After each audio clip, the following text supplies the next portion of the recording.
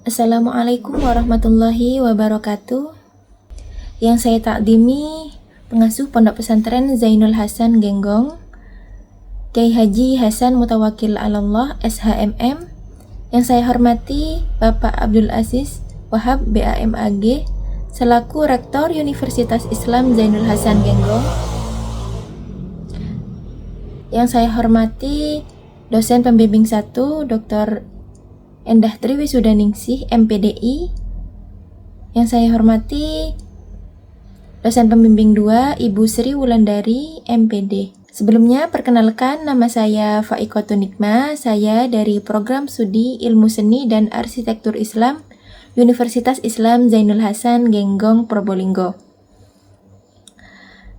Pada video ini saya akan memaparkan proposal penelitian saya yang berjudul Redesain Kawasan Rumah Batik Tulis Dewi Rengganis di Kabupaten Probolinggo dengan pendekatan kreatif placemaking. Penelitian ini dibuat berdasarkan latar belakang, yakni batik telah diakui oleh UNESCO pada tanggal 2 Oktober 2009 sebagai warisan non-bendawi. Maka dari itu, Rumah Batik Tulis Dewi Rengganis sangat memegang peran penting di Kabupaten Probolinggo sebagai penjaga warisan budaya lokal melalui produksi batik di Kabupaten Probolinggo. Selain itu, menjadi wadah transfer pengetahuan batik dari pengrajin senior kepada generasi muda saat ini. Seiring berjalannya produksi batik tulis Dewi Rengganis ini, rumah batik memiliki tantangan yang dihadapi. Salah satunya yaitu infrastruktur yang terbatas untuk mendukung pengalaman edukatif bagi pengunjung dan wisatawan. Jadi di rumah batik itu sendiri pastinya menjadi pusat edukasi batik yang mana pengunjungnya bisa dari pengunjung lokal maupun non-lokal. Masalah yang ditemukan dalam rumah batik itu sendiri yaitu adanya masalah fungsional tentang tata ruang produksi alur kerja yang tidak sistematis, yang mana hal tersebut bisa menghambat produksi bagi para pekerja di sana.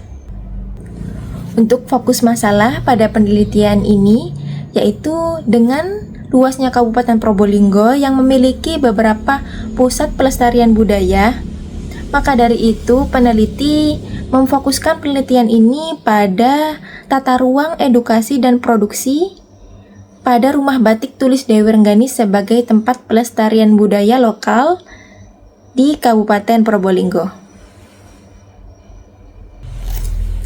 Berdasarkan latar belakang yang sudah saya sebutkan tadi, rumusan masalah yang ditemukan yaitu bagaimana mendesain ulang kawasan Rumah Batik Tulis Dewi Rengganis agar menjadi ruang publik yang edukatif bagi pengunjung. Yang kedua yaitu bagaimana mengatur ulang tata ruang alur produksi Rumah Batik Tulis Dewi Rengganis agar lebih optimal untuk meningkatkan efisiensi kerja. Serta yang ketiga, bagaimana menata ulang kawasan rumah batik agar memiliki kenyamanan termal yang bisa mendukung kenyamanan bagi para pekerja. Selanjutnya, tujuan penelitian dari penelitian ini sasarannya yaitu menciptakan redesain kawasan rumah batik tulis Dewi Rengganis agar menjadi ruang publik yang edukatif dan bisa menerapkan pendekatan kreatif placemaking untuk ruang publik edukatif tersebut. Tujuan yang kedua yaitu melakukan penataan sistematis terhadap layout produksi dan sirkulasi pekerja untuk mengoptimalkan pembuatan batik di sana. Tujuan yang ketiga yaitu mengembangkan strategi desain arsitektural untuk meningkatkan kenyamanan termal bagi para pekerja sehingga bisa mendukung produktivitas para pekerja tersebut. Next, manfaat penelitian secara teoritis dalam kontribusi akademis, yaitu penelitian ini diharapkan bisa memberikan kontribusi yang signifikan terhadap pengembangan pengetahuan akademis dalam bidang ilmu seni dan arsitektur Islam melalui pendekatan creative placemaking, serta manfaat pengayaan literatur. Diharapkan hasil penelitian ini bisa memperkaya literatur ilmiah dan diskusi akademis mengenai redesain kawasan industri kreatif bernuansa lokal.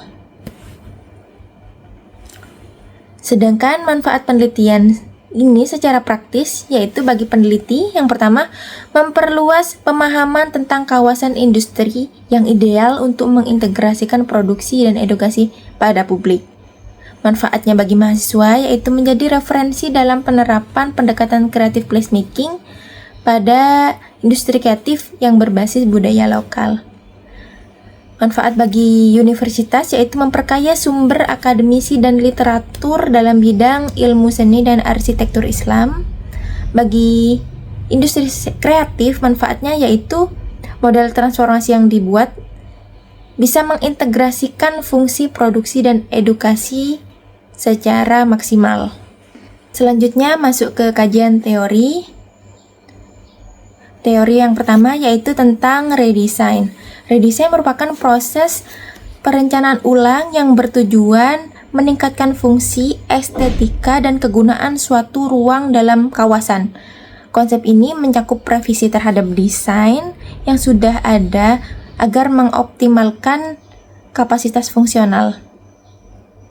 Fungsi redesign sendiri yaitu meningkatkan kapasitas fungsional, memperkuat identitas budaya, serta menjamin keamanan dan kenyamanan serta adaptasi akan adanya kebutuhan baru bagi bangunan tersebut. Dalam perspektif Islam, redesign juga menjadi hal penting yang mana selaras dengan nilai-nilai ishah atau perbaikan, nilai itkan, kualitas dan kesempurnaan, nilai jamal, keindahan, serta tazawun, keseimbangan. Landasan ini berdasarkan ayat Al-Quran, Quran Surah Al-A'raf ayat 56, yang artinya janganlah kamu berbuat kerusakan di bumi ini sesudah Allah memperbaikinya. Jadi, redesign ini didukung secara islami. Jadi, memperbaiki suatu hal untuk hal kebaikan pastinya akan mendapatkan nilai yang positif dari hal manapun. Selanjutnya, teori tentang kawasan. Jadi, peran kawasan yaitu sebagai peran fungsional produksi mendukung aktivitas produksi dan operasional yang menjadi fungsi utama kawasan.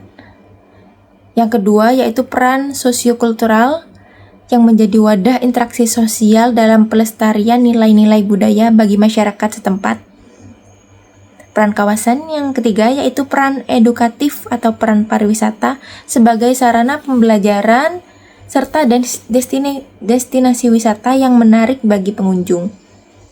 Yang keempat, peran ekonomi dan identitas penggerak ekonomi lokal yang membentuk place identity yang khas dari daerah tersebut. Selanjutnya yaitu tentang rumah batik. Definisi rumah batik itu sendiri yaitu bangunan yang berfungsi sebagai pusat pelestarian budaya batik melalui kegiatan produksi, kegiatan pameran karya, dan edukasi batik kepada masyarakat. Fungsi utama dari rumah batik yaitu sebagai tempat produksi, tempat showroom atau ruang pamer, tempat edukasi, tempat pelatihan membatik, dan tempat sosial pelestarian warisan budaya. Selanjutnya yaitu teori tentang creative placemaking.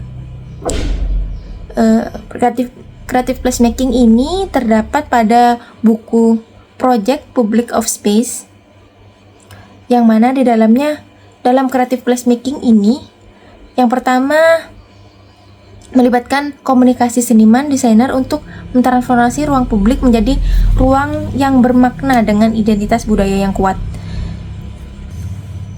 Metode penelitian yang dipakai pada penelitian ini yaitu menggunakan pendekatan kualitatif dengan metode research by design, yang mana metode ini ada dalam buku John Creswell, Metode ini memungkinkan proses desain menjadi bagian integral dari penelitian di mana eksplorasi desain dan analisis berjalan secara iteratif untuk menghasilkan solusi yang kontekstual dan aplikatif. Metode penelitian research by design ini yaitu mengumpulkan data secara wawancara. Yang kedua yaitu analisis data. Terdapat 7 tahap sistematis, analisis masalah hingga hasil desain akhir berupa visualisasi desain. Yang ketiga yaitu validasi penelitian. Dari metode penelitian tersebut dilakukanlah observasi awal yang dilakukan pada 17 Desember 2025 kemarin, tepatnya di Batik Tulis Dewi Rengganis. Itu saja dari saya akhiri. Wassalamualaikum warahmatullahi wabarakatuh.